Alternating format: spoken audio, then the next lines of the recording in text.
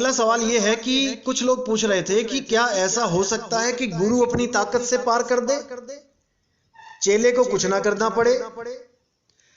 देखो जी, ये इंडिया है, ये महा आलसियों का देश है।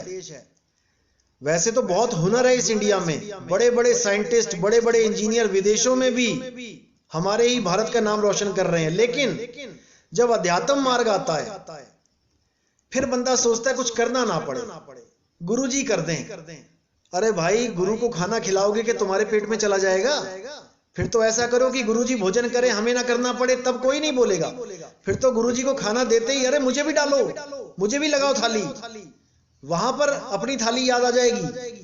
लेकिन अध्यात्म में कि गुरु पार कर दे, ऐसा क्यों होता है? क्योंकि बहुत से लोग ऐसे हैं, गुरु ऐसे आ गए हैं अध्यात्म क्षेत्र में जो हमें भरमा देते हैं कि मैं पार कर दूंगा, मैं पार कर दूंगा, तुम्हें कुछ करने की जरूरत नहीं है। ऐसा वो लोग क्यों कहते हैं? क्योंकि उनको पता है कि इंडिया के लोगों की कमजोर नाड़ी कौन सी है।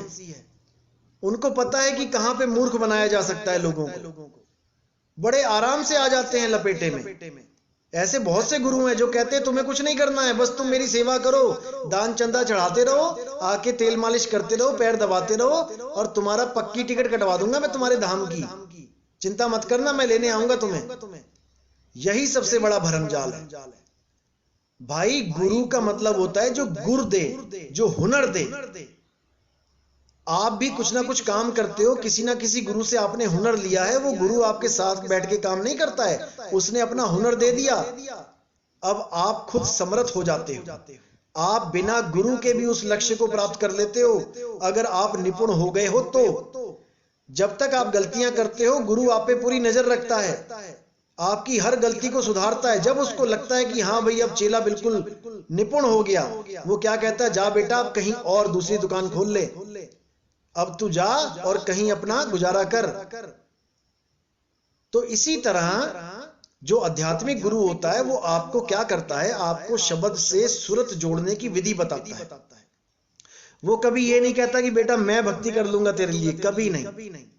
जो ऐसा कह दे उसके तो पास भी मत बैठो, वो भटका देगा तुम्हें। इसलिए साहिब ने बोला, एक डाल दो पंछी बैठे, एक गुरु एक चेला, और गुरु की करनी गुरु भरेगा, चेले की करनी चेला करनी भी भरेगा और भक्ति भी करेगा। गुरु भी भक्ति करता है भाई, चेला भी भक्ति करता है। अगर गुरु ही सबको पार कर दे तो गुरु को भक्ति करने की क्या जरूरत है? वो तो पार ही बैठा हुआ है।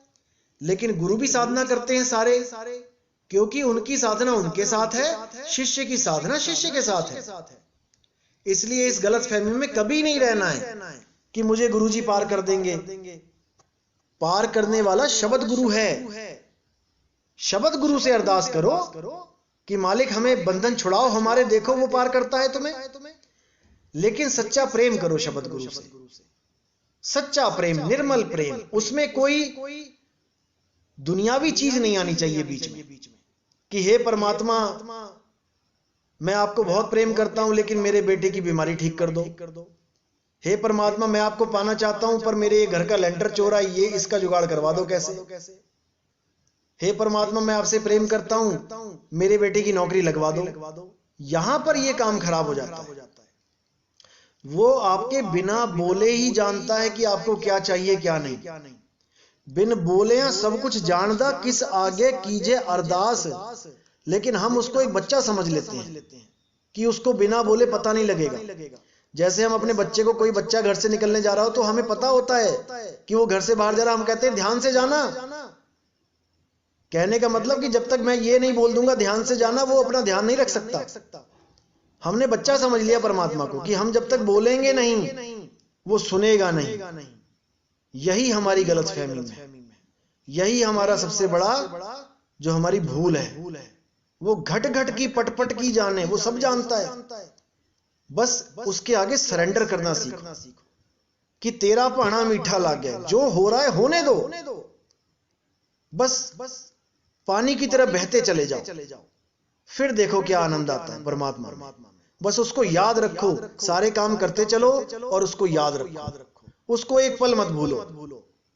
बस उसके बाद देखो कि क्या आनंद है जीवन में। ऐसे जिंदगी की गाड़ी चलेगी कि आपको पता भी नहीं लगेगा कि मैं जी भी रहा हूं कि नहीं।